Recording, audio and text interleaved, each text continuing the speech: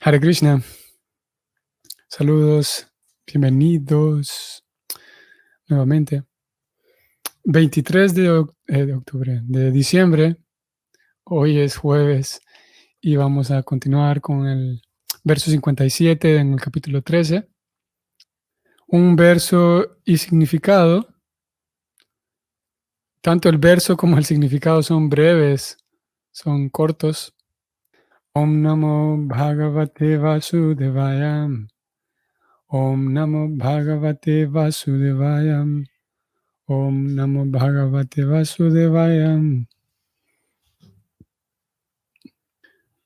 El verso dice así: Sava Adyatanat Rayam Parata Panchamehani Kalevaram Hasyati Swam Kalevaram Hasyati Swam Tachabhasmami Bhavyasya Tachabhasmi Bhavisyati. Vamos a ver la traducción del verso. Oh rey, dijo Narada Muni, él abandonará su cuerpo muy probablemente en el quinto día a partir de hoy, y su cuerpo se volverá cenizas. Tenemos a Narada Muni describiendo lo que va a ocurrir con el tío Dhritarashtra. Ya dijo en textos previos que él fue a refugiarse al lugar de refugio, a los ashramas donde viven aquellos trascendentalistas en los Himalayas. Él está dedicado a la práctica del yoga, a la trascendencia. Con esas palabras, Narada Muni esperaba que Dhritarashtra, que Yudhishthira, sabiendo esto de Dhritarashtra, Yudhishthira quedara tranquilo, ¿no? Y hoy habla del día de su muerte. Prabhupada también habla un par de cosas relevantes en el significado. Vamos a ir allá. La profecía de Narada Muni le prohibía a Yudhishthira Maharaj ir al lugar donde estaba su tío, porque incluso después de abandonar el cuerpo mediante su propio poder místico, Dhritarashtra no necesitaría una ceremonia funeral. Narada Muni indicó que su cuerpo se quemaría por sí solo hasta volverse cenizas. La perfección del sistema de yoga se logra mediante esa clase de poder místico. El yogi es capaz de abandonar su cuerpo en un momento en el que él mismo elige ir a cualquier planeta que desee, con transformar en cenizas el cuerpo actual mediante un fuego que él mismo produce. Ayer hablamos, creo que fue ayer o antier, de cómo estos textos, estamos ahora mismo frente a un texto clásico dentro de la literatura védica, un libro que porta y transmite realidades en un sentido tan lejanas a nosotros, tan lejanas por la cultura, por las grandes diferencias culturales, tan lejanas en el tiempo. Hace unos 5,000 años que fue escrito el libro, el Bhagavatam, y tan lejana también en la cosmovisión, tan lejana en cómo aquellos personajes que aparecen en el Bhagavatam conciben la vida, ¿no? Y su forma, su filosofía de vida. Y la filosofía de vida de los personajes del Bhagavatam es la filosofía del Bhakti, que consiste en, podemos decir, en entregar su corazón, entregar su capacidad de servir y de amar a Krishna a través del servicio devocional amoroso. Y ese libro Bhagavatam va al mismo tiempo que presentando las pautas y los lineamientos y los argumentos que dan forma y dan sustento a la práctica del Bhakti, y va presentando también el Bhagavatam historias y relatos de diferentes bhaktas que están haciendo Bhakti para Bhagavan, para Krishna.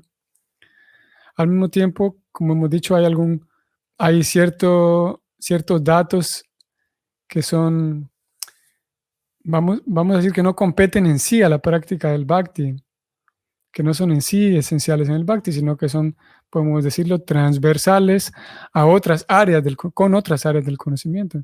Y en este caso aparecen nuevamente algunos detalles de la práctica del yoga,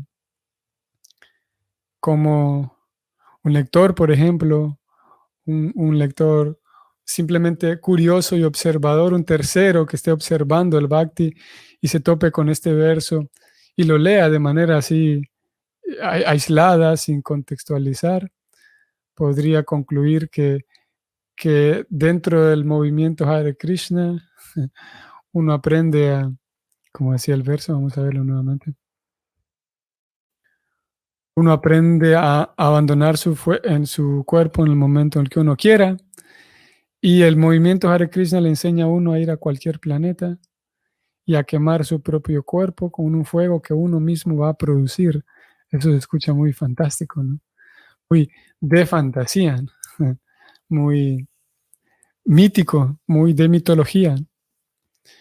Y Prabhupada aquí lo que está haciendo es eso, trayendo desde, desde ese conocimiento del yoga que es paralelo, el yoga como Hatha Yoga, que era lo que estaba practicando Dhritarashtra. Él trae esos datos y los presenta paralelo con el Bhakti. Y como lo vimos hace un par de días, como incluso a través de la práctica de ese yoga físico, también la persona, si es que está buscándolo, puede, como en el caso de Dhritarashtra, el personaje de este capítulo, la persona puede encontrarse con su destino perfecto, que es volver a casa. Y, y, y el servicio a Dios, básicamente, esencialmente.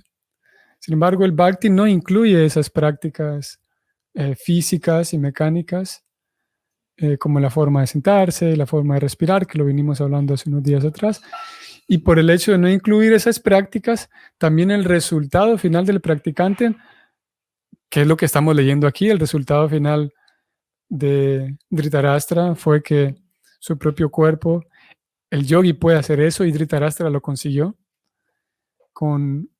ya que hay una cierta cantidad de fuego dentro del cuerpo. Se habla del fuego digestivo, por ejemplo, y el yogi tiene aprende la habilidad de manipular a su gusto los elementos materiales, la materia, porque en fin de cuentas la materia vamos a decir, está subordinada a la inteligencia superior del alma, y el alma puede hacer con la materia lo que guste, claro, bajo ciertos parámetros. Y el yogi aprende a eso cuando él lo desea, decide morir, entendiendo él que en realidad no va a morir, él o ella decide, por eso Prabhupada utiliza esa frase que es más acertada, que es, vamos a leerla, Prabhupada no habla en sí de la muerte, sino de abandonar el cuerpo, porque el yogi sabe que gracias a su práctica constante y su estudio constante, comprende de manera vívida que él no va a morir. Entonces, por lo tanto, y conociendo la habilidad de manipular a su gusto los elementos materiales, entonces él prende fuego a su propio cuerpo sin necesidad de un fuego externo, sino con el mismo calor corporal que ya tiene el cuerpo.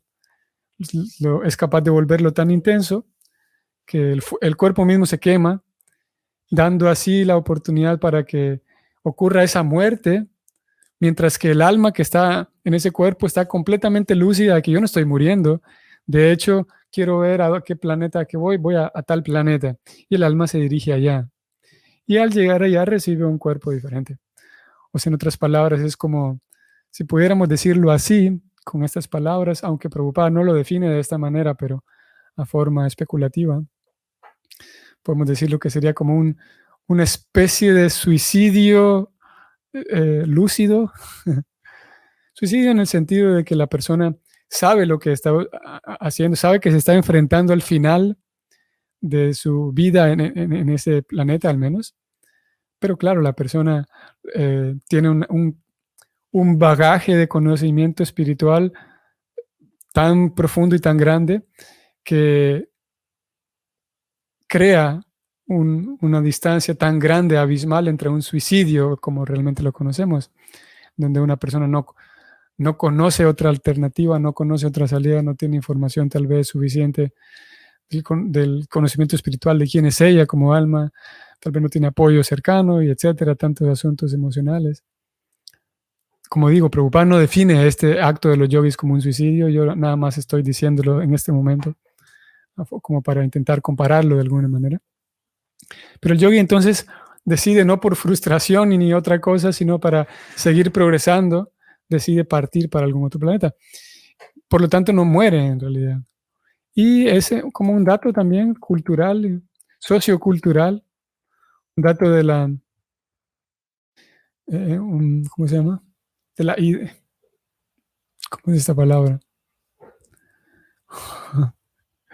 De la culturalidad de ISKCON, de la jerga de ISKCON también podríamos decirlo, el lenguaje dentro de ISKCON, es que cuando los devotos hablan de alguien que murió, siempre se usa esta frase, abandonar el cuerpo. Alguien que abandonó el cuerpo, comprendiendo que la persona en realidad no ha muerto, ¿no? Un dato que tal vez, como nuevamente digo, desconozco la audiencia, desconozco a todos ustedes, y no sé qué tan familiarizados estén tanto con estos libros como con la sociedad de ISKCON.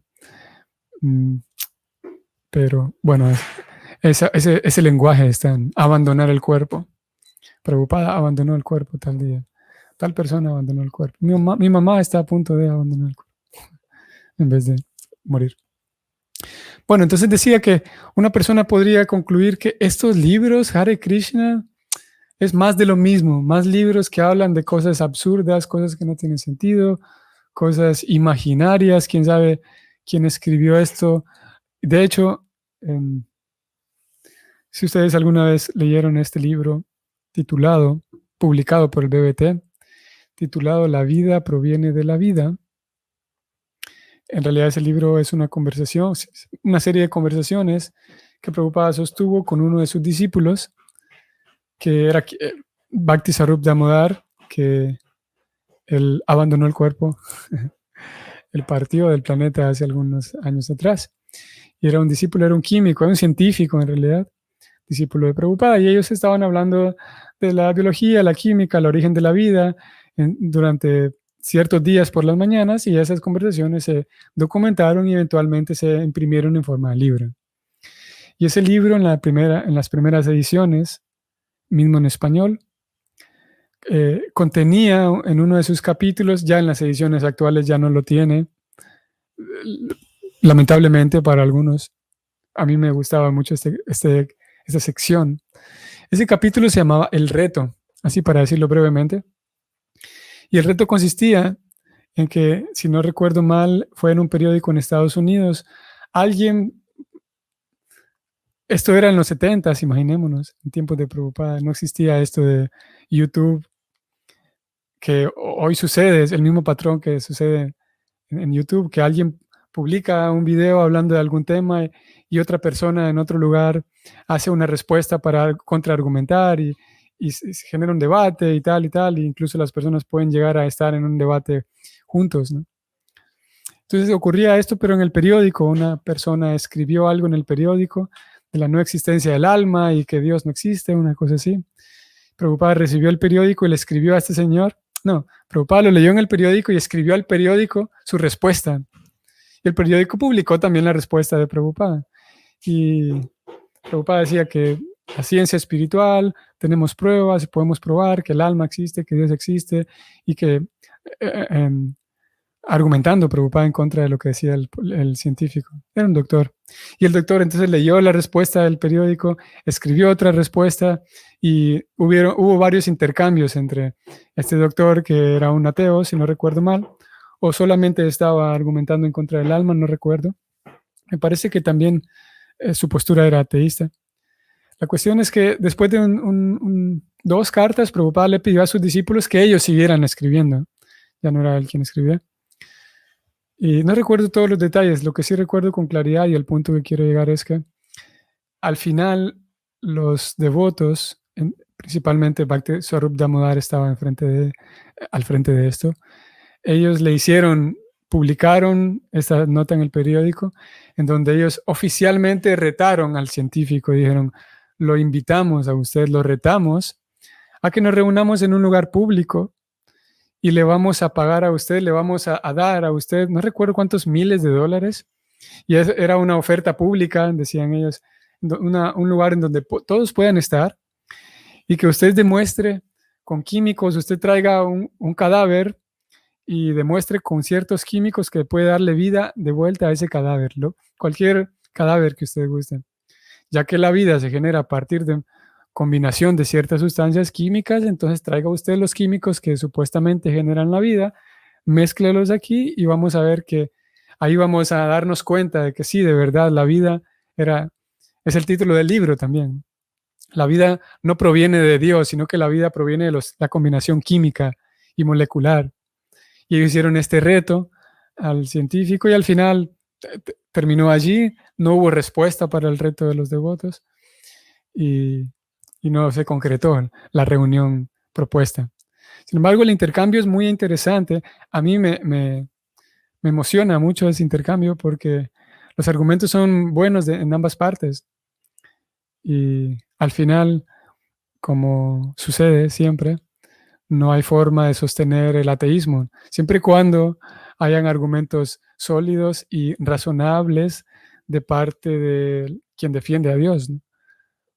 Porque por diferentes razones muchas personas terminan distanciándose de los asuntos espirituales o de Dios o de la religión por la cantidad muy grande de fanatismo que hay de parte de aquellos creyentes, ¿no? Entonces, cuando hay una buena persona que puede argumentar con suficiente conocimiento del Shastra, de los libros, con suficiente lógica, con suficiente paciencia también, y teniendo la capacidad de no insultar a la otra persona, teniendo la capacidad de no tomarme personal los argumentos y los ataques aparentes del otro, puede haber un debate muy interesante. Y ha habido casos de devotos ya dentro de ISKCON, devotos que han hecho en alguna ocasión eso, ¿no? El debatir abiertamente con alguien que se declara ateo. Y los debates son interesantes.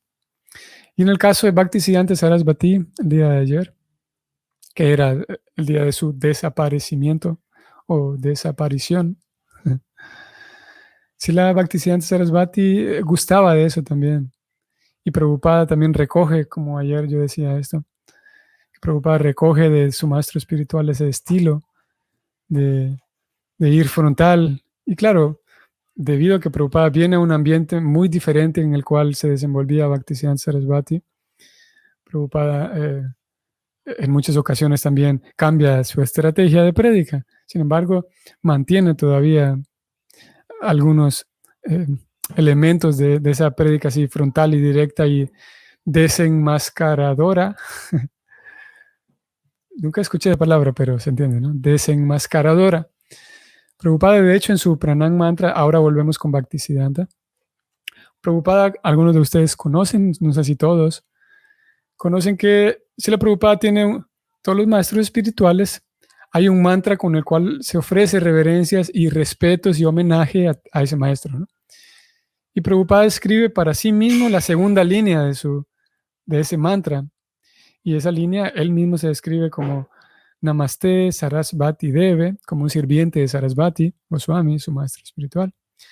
Gauravani Pracharine, o sea, que estás, dice de sí mismo, reverencias a ti porque estás predicando el Gauravani, el mensaje de Gaura, por todos lados, Gauravani Pracharine. Nirvishesha Sunyavadi Paschatya Desatarine. O sea que estás yendo a los países occidentales, dice Prabhupada él mismo, literalmente. Estás yendo a los países occidentales a salvar a la gente del impersonalismo y del nihilismo. Y él cierra así su propio mantra para sí mismo, que nosotros, aquellos seguidores de Prabhupada, lo recitamos todos los días. Y eso dice ese mantra, que Prabhupada se declara a sí mismo y se reconoce a sí mismo como un predicador en los países occidentales para salvar a la gente de aquellas filosofías que son, en fin de cuentas, dañinas al alma, que es el impersonalismo y el nihilismo. El impersonalismo es considerar que al momento de morir uno se funde en una luz eterna y ya no hay nada más. Dios existe, pero Dios no tiene la capacidad ni de hablar, ni de pensar, ni de saborear, ni de bromear, ni de sentarse, ni de caminar, ni de sonreír. Dios, yo soy tan inteligente que reduzco a Dios a que Él sea solamente una luz. Y el pobre no tiene la capacidad ni para hacer todo lo que ya dije, ni para hablar, ni para jugar, ni para pintar, ni para danzar, ni para tocar su flauta. Él no puede eso. ¿Por qué? Porque yo considero que Él tiene que ser una luz. Es el impersonalismo, que Dios es solamente una energía, Dios es amor y yo soy una energía y ya. Y el nihilismo consiste en que al momento de morir todo es un vacío, ni siquiera existe Dios. Todo podemos decirlo que es un tipo de existencialismo. O sea, lo único que existe es este momento actual ahora, el momento de morir, ya todo se acaba, no pasa nada. Si alguien murió, ya murió y dejó de existir esa persona y cuando yo muera va a ocurrir lo mismo conmigo. Eso es el nihilismo, que al terminar todo, todo termina. Que no hay nada, no hay nada trascendental, no hay nada metafísico, no hay nada más allá de la muerte.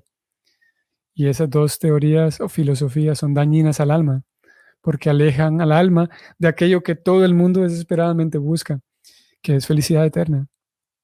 Así que Bhaktisiddhanta Sarasvati le pide a Prabhupada que vaya y Prabhupada toma esa orden, no la toma de un día para otro, sino le lleva décadas así la Prabhupada ejecutar esa orden de su maestro espiritual.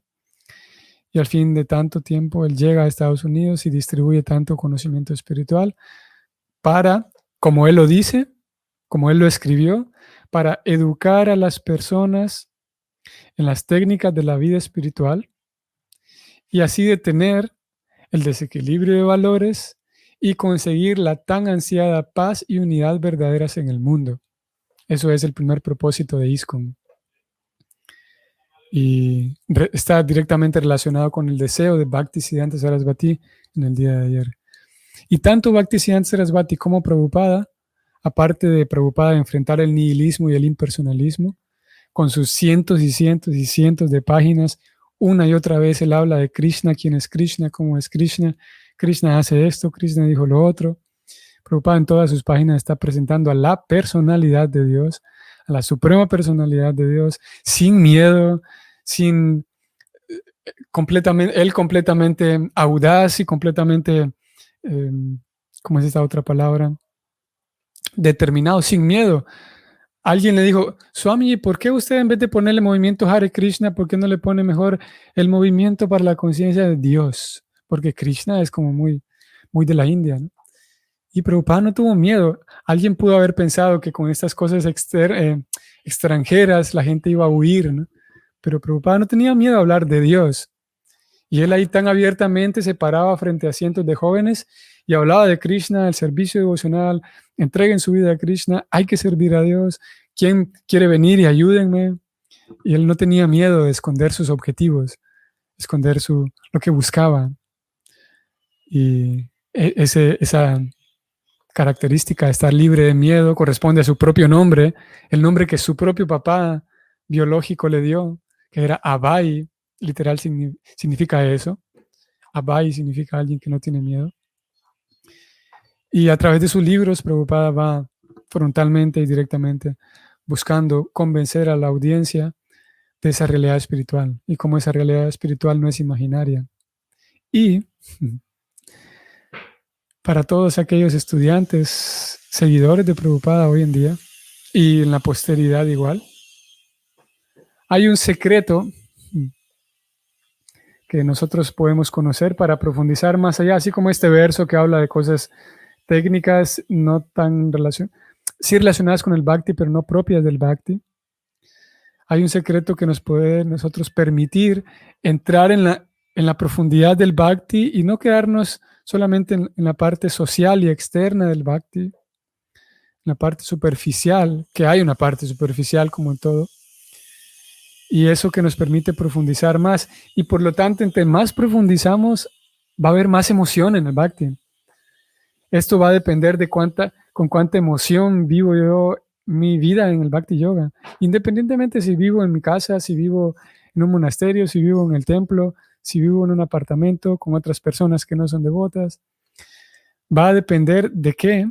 El hecho de que yo viva una vida devocional emocionante y excitante y realmente feliz, en la medida en la que la persona acople su energía, su capacidad de obrar su energía con ayudar a la misión de su maestro espiritual.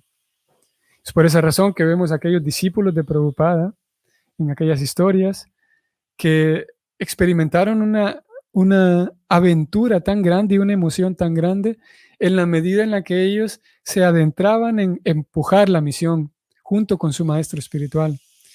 Y en la medida en la que yo pongo más energía en empujar la misión de mi maestro espiritual, más potente se vuelve la experiencia del Bhakti. Y ese es el secreto de los maestros espirituales. En el caso de Prabhupada, siendo un maestro espiritual, ¿por qué él vive de esa manera? Porque él todo el tiempo se siente y se sabe, lo sabemos por él mismo, porque él sabía que lo que estoy haciendo es solamente ayudando a mi maestro espiritual, él decía, empujando la misión de mi maestro espiritual. Así que de alguna u otra manera, esta también es una invitación a ustedes, que podamos pensar y determinar, y si no sabemos de qué manera hacerlo, podemos pedirle ayuda a Krishna, que Krishna es la inteligencia que está en nuestro corazón. Krishna es la suprema personalidad de Dios que está en el corazón, que nos puede dar inteligencia para determinar cómo puedo yo, Krishna, ayudar a la misión de mi maestro espiritual. Si uno solamente quiere, por ejemplo, sentarse en su casa y cantar las yapas y ofrecer sus alimentos, eso va a dar tranquilidad y bienestar. Pero si alguien quiere una experiencia más profunda, esa experiencia de la que hablan los libros, para eso hace falta un poco más. Y ese poco más consiste en determinar cómo yo voy a ayudar la misión de mi maestro espiritual. Algunas personas lo hacen, por ejemplo, distribuyendo los libros escritos por Prabhupada, que es una de las maneras más potentes. Algunas otras personas lo hacen organizando conferencias para hablarle y enfrentar a la gente y presentarles la conciencia de Krishna. Algunas otras personas lo hacen llevando alimento espiritual, llevando prasam a otras personas. Algunos devotos lo hacen traduciendo libros del inglés al español. Algunos otros, hay tantas maneras. Algunos devotos graban los libros en audio para que quede un audiolibro grabado para que otros se beneficien. De una u otra manera, si uno logra encontrarse como un espacio, así como cuando el bus, cuando el tren ya está lleno, pero uno logra meterse ahí y hacerse un espacio en medio de tanta gente. Si uno logra encontrar ese espacio dentro de la misión de Prabhupada, seguramente, muy seguramente uno va a encontrar una conciencia de Krishna más emocionante. Diferente a estar en mi casa y cantar las yapas y hacer un programita y leer de vez en cuando y ofrecer mis alimentos, cosa que es algo muy bueno. Pero si buscamos algo más, ese es el secreto. Y no quisiera, ¿qué fue lo que dice aquí? No quisiera, si bien es verdad, todo esto que he dicho puede sonar lógico, pero vamos a sustentar todo esto leyendo algo de la Gita 4.34, que se titula El conocimiento trascendental, ya que hoy hemos hablado de ello. Y el 4.34 es el famoso verso que habla de cómo acercarse a un maestro espiritual, que uno debe acercarse a un maestro espiritual para progresar. El significado no tiene ningún desperdicio, tal como ningún otro significado, pero es muy relevante todo lo que Prabhupada aquí dice. Comienza diciendo, el sendero de la comprensión espiritual es indudablemente difícil. Por ello se nos aconseja que acudamos a un maestro espiritual genuino. Prabhupada sigue hablando aquí del maestro espiritual. Y aquí está lo que yo estoy buscando. Satisfacer al maestro espiritual autorrealizado es el secreto del avance en la vida espiritual.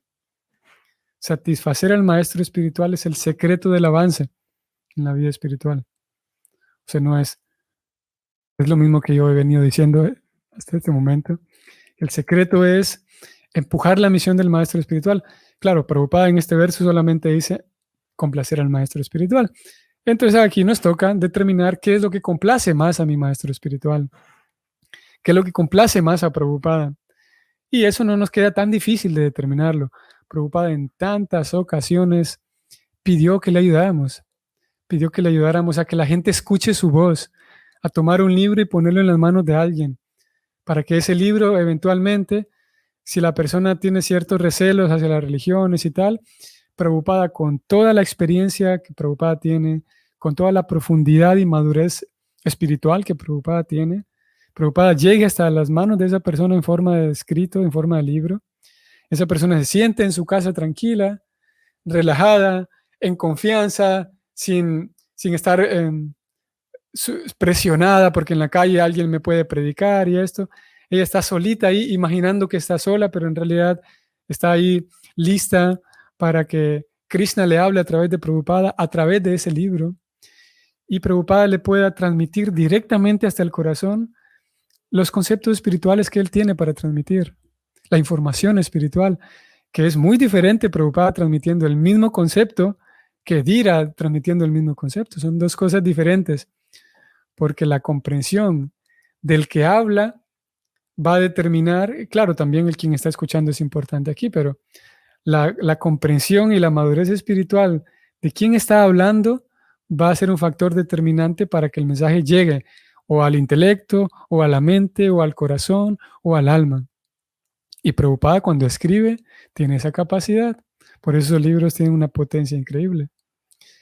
Y hasta el día de hoy son cientos y cientos y cientos de historias de cada vez más devotos y más devotos que les preguntamos cómo es que decidieron volverse devotos y adentrarse en la vida de conciencia de Krishna gracias a un libro de Prabhupada. Hay muchos. La mayoría de los casos es así, porque esos libros tienen esa potencia. Así que Prabhupada pidió que le ayudemos a que la gente escuche su voz. Prabhupada tantas ocasiones dijo que la prédica es la esencia del el corazón de ISKCON, es predicar, llevar el mensaje a otros.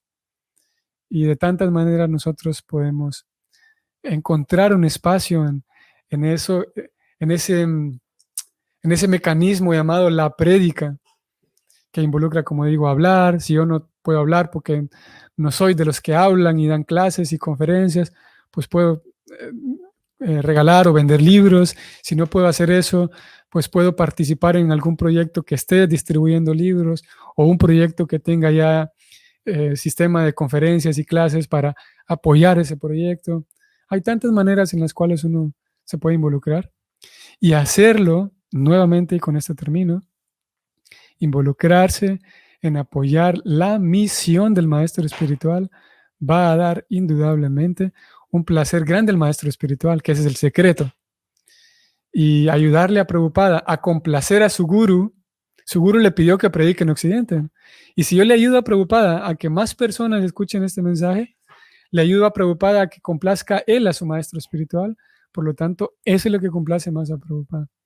Indudablemente, eso nos reportará una experiencia devocional mucho más vibrante, mucho más emocionante, mucho más aventurera, no, una aventura más grande. Por lo tanto, un avance más sólido. Y si y alguien no tiene idea cómo empezar, una buena manera para empezar es dedicar tiempo de calidad a leer estos libros. Ok, no tengo más que media hora, 20 minutos por día. Ok, siéntese y dedique toda su atención, toda su energía a esos 20 minutos a estudiar. ¿Qué significa esto? ¿Qué significa este concepto? Con completa reverencia y rendición, pedirle a Krishna, Krishna, aquí están mis 20 minutos, mi una hora, mi media hora. Permíteme zambullirme en este libro y captar lo que tú tienes para decirme. Y eso va a hacer que me vuelva yo un mejor instrumento en la misión de mi maestro espiritual. Muy bien. Hemos dicho hasta aquí. Veo que hoy no hay reflexión ni comentario, solamente un saludo de Dina11. Lindo día también, Dina, muchas gracias. Y Sol, que tiene una flor más hoy. También Dina tenía una flor diferente. Muy bien. Hare Krishna y hasta mañana.